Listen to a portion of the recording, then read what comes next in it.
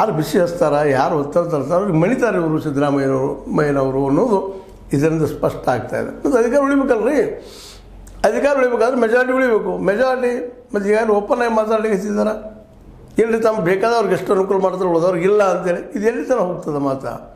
ನಾಳೆ ಒಬ್ಬರಿಂದ ಇವತ್ತು ಬೇರೆ ಪಾಟೀಲರು ಕಾಗಿ ಅವರು ಇನ್ನೊಂದಿಬ್ಬರು ಇದಾರಪ್ಪ ಅನ್ನೋ ಅದ್ರೊಳಗೆ ಇದನ್ನು ಹೆಚ್ಚಾಗ್ತಾ ಹೋಯ್ತಪ್ಪ ಅಂತಂದ್ರೆ ತೊಂದರೆ ಅದ ಭವಿಷ್ಯದಲ್ಲಿ ಅನ್ನುವಂಥ ಭಯ ಸಿದ್ದರಾಮಯ್ಯದು. ಅದಕ್ಕೆ ಹೈಕಮಾಂಡ್ ವಾರ್ನಿಂಗ್ ಮಾಡ್ಯದ, ಹೋಗ್ರಿ ಮೊದಲು ಅವ್ರ ಸಮಸ್ಯೆ ಸಾಲ್ವ್ ಮಾಡಿರಿ, ಇದು ದ್ವಾಡದು ಮಾಡಿಕೊಡ್ಬೇಡ್ರಿ, ಹೆಚ್ಚು ಮಾಡಿಕೊಡ್ಬೇಡ್ರಿ. ಯಾಕಂದ್ರೆ ಈಗಾಗಲೇ BJP ಹೊಡೆದಿಂದ ಕಾಂಗ್ರೆಸ್ ಏನಪ್ಪ ಅದು ನುಣ್ಣಗಾಗಿಬಿಟ್ಟದ. ಏನಪ್ಪ ಮಾರೇ ಸಾಕಾಗಿದೆ, ಧನು ಆಗ್ಯದಪ್ಪ ಅನ್ನುವಷ್ಟು ಮಟ್ಟಿಗೆ ನುಣ್ಣಗಾಗ್ಯದ. ಮತ್ತು ಸ್ವಲ್ಪ ಅವಕಾಶ ಸಿಕ್ಕರು BJPಗೆ ಇವ್ರನ್ನ ಬಿಡುವುದಿಲ್ಲ ನಿಶ್ಚಿತವಾಗಿ.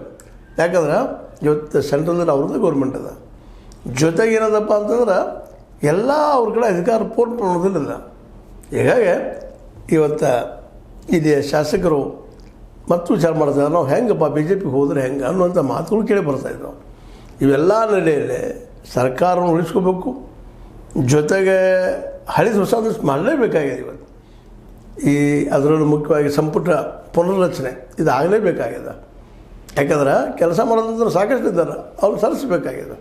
ಆದ್ರೆ ಮಾಡೋದು ಯಾರನ್ನು ತೆಗೆದು ಯಾರನ್ನು ಬಿಡೋದು ಅನ್ನೋದು ಸಮಸ್ಯೆನೂ ಈಗ ಸಿದ್ದರಾಮಯ್ಯ ಬಂದದ. ಯಾಕಂದ್ರೆ ಯಾರನ್ನ ಹಿಡಿದ್ರೂ ಒಂದು ಸಮಸ್ಯೆ ಆಗ್ತದಪ್ಪ ಇವತ್ತು ಅಂತೇಳಿ. ಹೀಗಾಗಿ ಇದ್ದ ಕ್ಯಾಬಿನೆಟ್ ಮುಂದುವರಿಸ್ಕೊಂಡು ಹೋಗ್ತಾ ಇದ್ದಾರೆ. ಆದ್ರೆ